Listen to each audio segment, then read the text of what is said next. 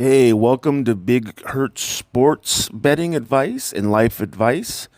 My name is Andy, also known as Big Hurt around certain parts of this town. Uh, I posted some stuff last week where I wanted you guys to email me some questions that could be about anything sports betting advice, life advice, any kind of things you want to talk about. And I picked out a couple emails this week that I got, both concerning just sports betting questions. And again, if you decide to participate in this and want to do this and just ask some questions, I will never use anybody's names or social media handles unless the person is okay with it, because I'm not trying to put anybody's business out there. I just trying to come up with some questions and have a little fun, and I don't know, maybe help somebody out or maybe make somebody laugh or whatever they're looking for. So my first question that I received is from a guy named Kenny H. Looks like he's from here in Vegas. He's one of my followers on X. He asked me, what advice would you give to a bettor just starting out, as I've been betting for a year now and I always lose. He also wanted to know, I would also like to know what sports you like betting on and how did I get started in betting. Okay, so first part of this, what advice would I give to a bettor just starting out? It's kind of hard to say. I mean, in sports betting, the two most important things is winning bets, obviously, because it don't matter how you go about it. If you don't win bets, then it don't matter what you do, and just managing your expectations and your bankroll. Only bet what you can afford. Don't go do nothing crazy. And if you're a small bettor, that's cool, man. Like, I don't ever bet shame anybody. If you say, hey, I got $100 that I total that I want to bet with. There's nothing wrong with that. It's just I would tell you to manage your money. Only maybe bet $10 a game, which that's cool. I look at it this way: even if you're only betting $5, $10 a game, at the end of the week or end of the month, uh, if you can go put a tank of gas in your car, or maybe take your wife or girlfriend or husband out to dinner, what's wrong with that?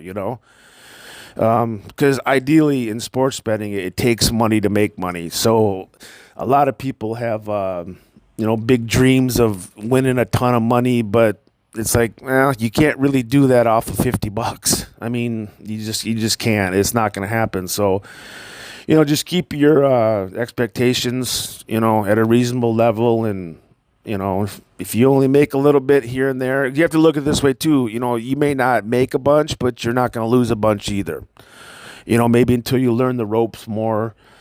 You just kind of stick to that and maybe try to follow a good group of people, maybe on your social media, which that's kind of hard because there's a lot of, fake fugazi bullshit out there with people claiming that they win all this money betting and stuff. Maybe just try to pick out and choose people that maybe you respect their opinion, or I mean, even like a guy like me, like I'm never gonna be on bullshit and tell you, hey, I've won $10 million betting or whatever, because I just give honest sports advice. I do give out free picks on my Telegram channel that I post on my social medias, where I just give free. Like right now, it's just baseball, but I do give out free picks. I don't charge nobody nothing. I don't ask for anything. It's like, if you like the picks and follow them, you could find someone like me to follow if you think I'm decent. I track all my bets on the Telegram, so everything's documented and time stamped every day. So that's kind of proof of what I do on a daily basis. And I just started that May 21st. I mean, I've been betting for 25 years, but as far as just documenting everything daily, I kind of recently started that just to kind of put my track record out there until maybe people trust me or want to follow me, and if you don't, that's fine. There's other people out there that know what they're doing, but it's hard to find them. It's hard to find honest people. His second part of his question here was, how did I get started betting? Wow, that goes back to like about 1996, 97, when I was living back in Michigan. Obviously, sports betting is legal now in Michigan in a lot of different states. So it was different back then. You either had to go through a local bookie or an offshore sports book. And I kind of did both. It's a little different nowadays with sending money and to like an offshore book or a local bookie. Because a local bookie, you have to trust them. I had a local bookie when I was in that year, and everything was good until I kind of started winning a little bit, and then there was a lot of fuckery going around with, oh, hey, you only bet $5 on this game, because back then there was no texting or stuff like that. So what I would do is I would call and actually leave this guy a voicemail and say, hey, I want to bet, the Lions, or I want to bet the Eagles, whatever. And I would tell him the amount. It was, way different back then. So we had a little agreement to where once we were up or down $500, we would settle up. So that means that, if I won $500, he would pay me. If I lost $500, I would pay him. So if it was like $100 something, we just kind of keep it rolling week to week. And it got to be about 3 weeks in a row. He ended up meeting me at this gas station in Perry, Michigan, which probably nobody knows where that's at, but and he actually ended up paying me 3 weeks in a row. And he was just a small time regular working guy. It wasn't like he was some kind of big New York City bookie or anything like that. So I don't know. I don't think he took that too well. And then that's kind of when the stuff started with you left me this voicemail and you only bet $5 this, and oh no, you took this team or whatever. So kind of just stayed away from him, and I got steered more toward offshore. The offshores have been around forever, and like back then you used to have to send the offshore books like Western Unions, like you'd go down to your grocery store, like Kroger's or wherever, and you'd send them a Western Union, and it would show up in your account in like an hour or two, and then you would just start betting. And if you won, you just requested a check, and they would actually FedEx it to you. So that's kind of how I got started with that. I also kind of got pulled in at a young age because my best friend in high school, his dad had access to a bookie where they would just do parlay cards.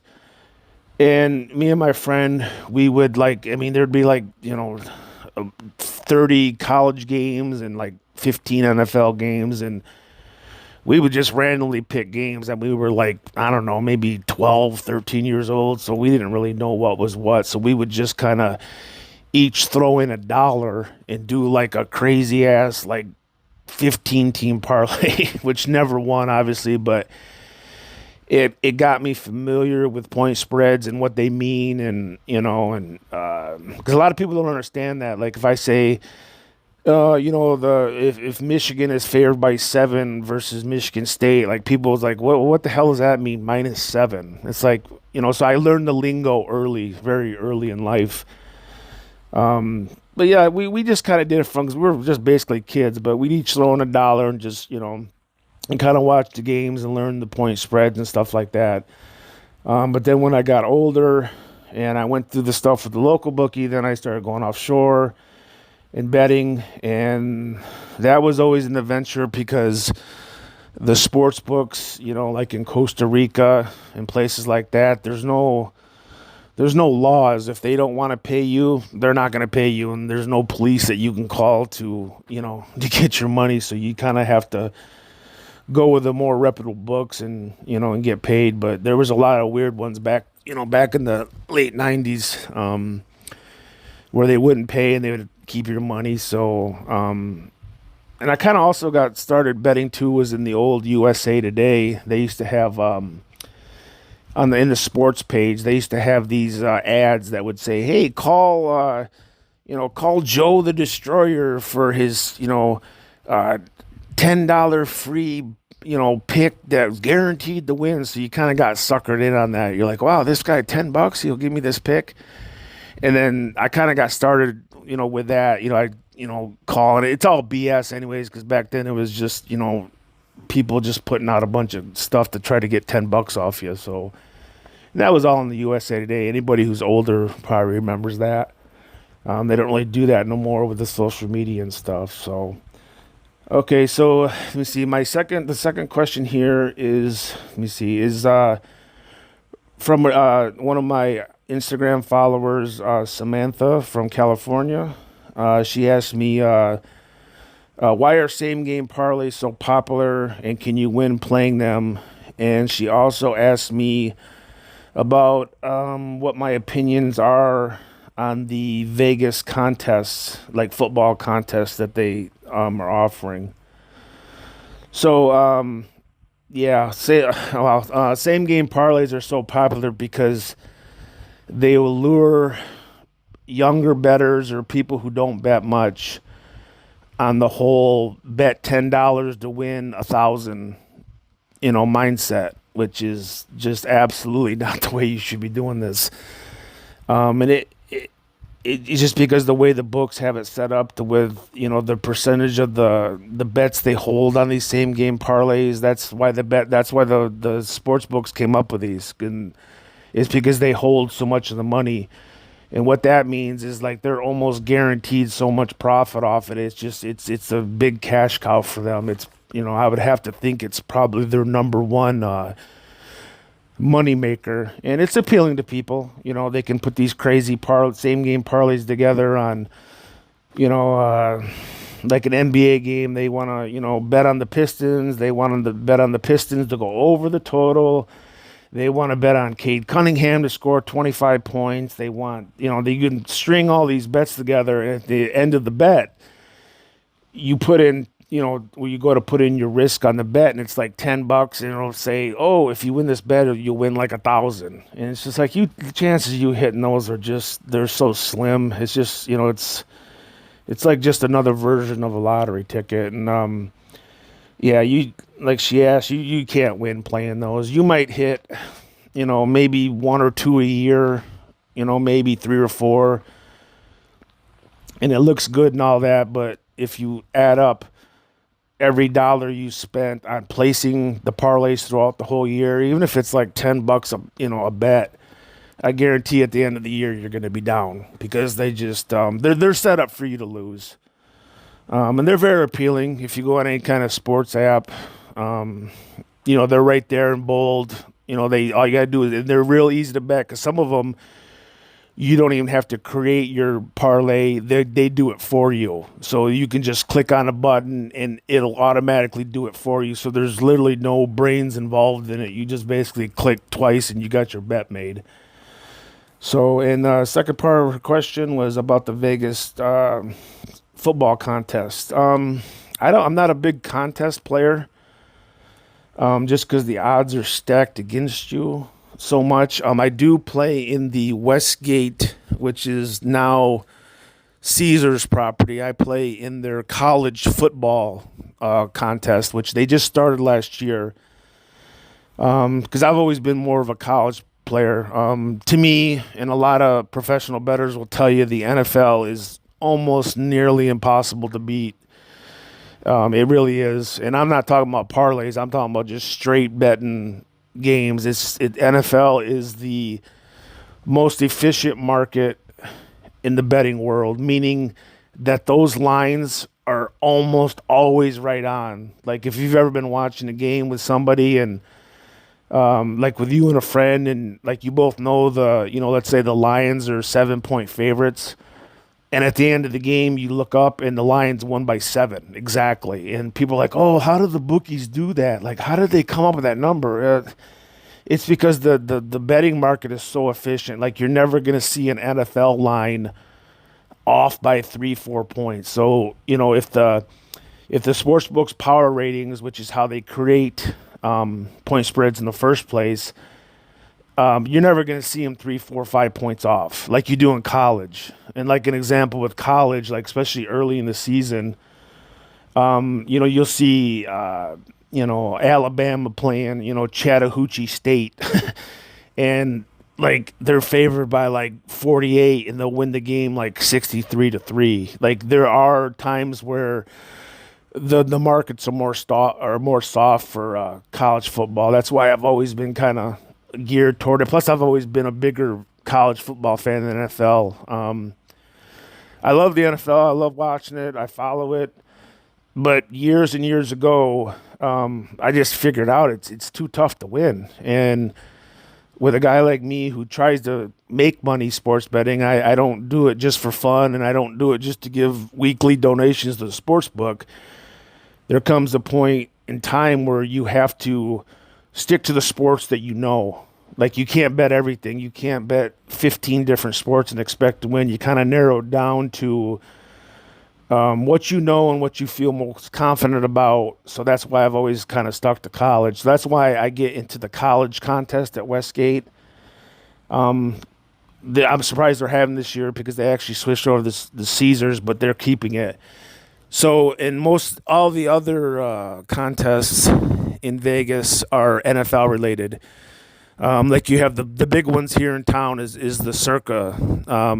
As I had mentioned in previous podcasts that Circa is pretty much the bread and butter, the king of sports books, as far as I'm concerned in Vegas, and that's a pretty widely, opinion of most people that, bet professionally or kind of know the flow of the books here in Vegas. Like Circa's pretty much, the cream of the cream. So and they have a Survivor contest, which is really fun, and I would like to get into that. But what Survivor contest is, for people who don't know, is you only pick one game per week, and it's not against the spread. It's just who do you think will win. But the trick to it is once you pick a team, you cannot use them again. So if week 1 I pick the Philadelphia Eagles, I can no longer use the Eagles the rest of the year. So every week you have to find a new team. That sounds real easy, but if you're still in the contest by the 7th, 8th week, and you've burned through all the better teams in the NFL, you're kind of forced to pick the shit teams, which is putting you in the bad position. So it's a fun contest. It keeps you involved and stuff. But the problem with the Circa Survivors, there's so many people in it. I mean, I think they expect this year to, have, 20,000 plus people entering. So realistically, the chance of you beating 20,000 people in a contest like that, your chances aren't very good. Because you basically have to go. You go as long as the contest. So if you pick a loser, you're out of the contest. That's it. You got one shot. I mean, you can buy I think 10 entries. It might be more this year. So once you lose one of your picks, you're out of the contest, and it goes until, that's why they call it Survivor, because it goes until there's one person left. Now, if it goes all the complete NFL season at the very end, there can be multiple winners because there might be 15 people who made it through the whole season, picking correct. And what they do is they chop up the winnings. And the winnings are very, very significant. I mean, it's $1,000 just to get into the contest. And so if you've 20,000 people, that's $20 million. And I think, I'm not for sure because I don't pay that much attention to it because I don't get into it. But I think Derek Stevens and those guys down to Circa, I think they actually guarantee $25 million, but I'm not sure about that. But so basically the prize pot is $20 million. So if it ties amongst 10 people, then everybody would get $2 million. But like I said, the chances you making it that far are very slim. Now Circa has another NFL contest called Circa Millions. And what that is you pick 5 games against the spread every week, and it's just basically a year long. You pick them all the way NFL week 1 all the way to 17, and it kind of tallies up at the end who has the best winning percentage. And not quite sure how many people get in that. I want to say like around 5,000 or 6,000. But both those contests at Circa grow every year, so they just keep going. The number of people who get in these just go up and up and up. And that contest is more of a true gauge of how you are as a sports handicapper, because it's against the spread. It's not just picking winners. And you have to pick 5 games a week. But the problem I've seen of that, again, is the amount of people that get in it. And, at the end of the year, you might have to pick like, mid-60s, 65 to 68% winners to win that contest. And I've said in other podcasts that if you pick 58 to 60% winners just as an individual bettor, like that is extremely good. Like somebody with a huge bankroll, if somebody with a huge bankroll picked 58% winners, I mean, they could absolutely make millions of dollars off that. But you have to have the bankroll to do it. You have to be able to, bet 50 grand on a game and not blink. So, so to me, it's more of a true gauge of your abilities. But there's so many people in it, and you have to pick such a high percentage. Very difficult to win. But they do different things where like they have like a booby prize. So actually the guy who picks the worst gets a prize, and it's still, I believe, like around 100 grand. So it's very lucrative. But picking losers is just as hard as picking winners, because obviously if I could pick all losers, that means I could pick all winners too, because I could just flip my picks. So that's not really a strategy you want to go to. And they also have like different, I think they do it every 3 to 4 weeks, like the quarterly winners. So you can make some money off that, by the quarterlies. But that's still hard, because you're still competing against 5,000 or 6,000 people. So those are the Circa ones. I mentioned the Westgate College. Now there's some other ones in town, but I don't play. I know like Station Casinos has like a last man standing, where I believe you pick one game against the spread every week, and it's similar to Survivor, to where you have to pick one game a week against the spread and win, and it goes until the end, until all the people are done. I'm not real familiar with how many people get in that contest, but I know that's also significant.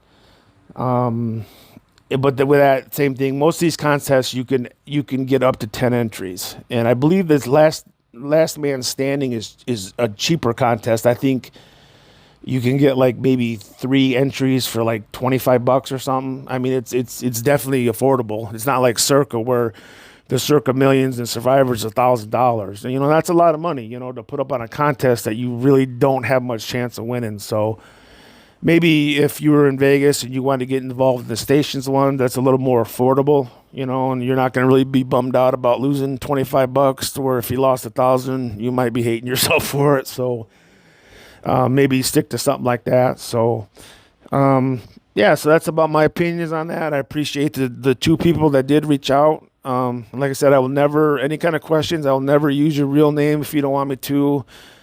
Or you could just email me some dumb handle. You could make up a name or something, because I'm never going to know, because I'm finding a lot of the responses that I'm getting are from like my Instagram and Twitter accounts, where I have quite a few followers. So, and a lot of those people, I don't know who they are. I have no idea.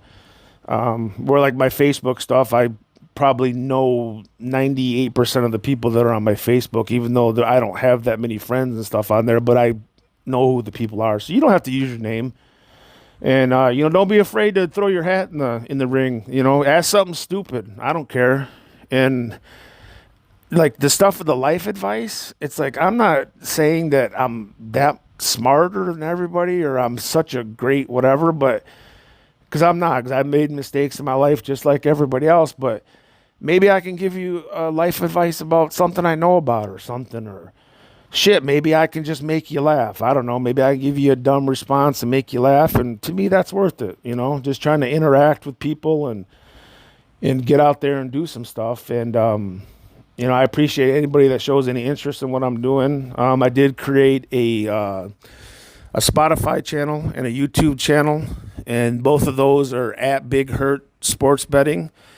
So you can go on YouTube or Spotify. I've done a few other little things. I just started doing this, so there's a couple of little podcasts I did, and there's nothing fancy. Like, I'm just a dude. Like, I'm just sitting in my chair right now, and I hit record on my phone. So I don't have a big fancy studio. I'm not gonna throw a bunch of graphics on there and all that shit because I honestly don't know how to do that yet because I'm still learning how to do that. So I just wanted to just hit record and try to talk to people and answer some questions and just kind of have some fun. And if I help somebody along the way, that's great. And if not, then that's cool too.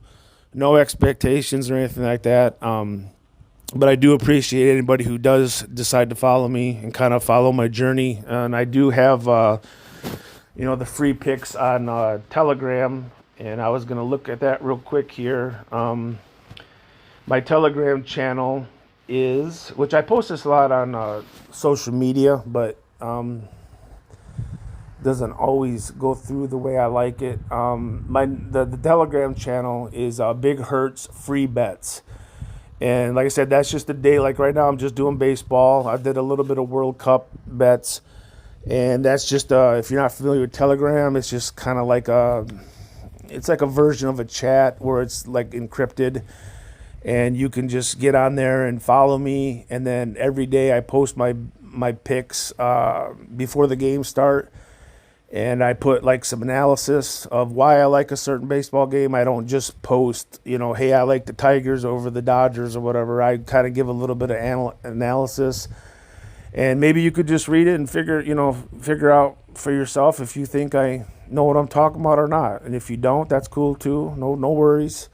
But it all is free. I don't charge anybody for anything. There's no bait and switch where I give you a pick and then ask you for $50 later because I'm just kind of doing this because I've always given out picks. And anybody who knows me throughout the years of my time here in Vegas, I've always been very generous with my knowledge. And if I could add up all the free picks that I've given friends and people at the sports book, I would probably be a millionaire because I've had so many people over the years, if I'm sitting in a sports book and they say, hey, Hurt, people call me Hurt, even though it's Big Hurt, but it's Hurt. Hey, Hurt, who do you like in the Eagles game? Who do you like in the Cowboys game?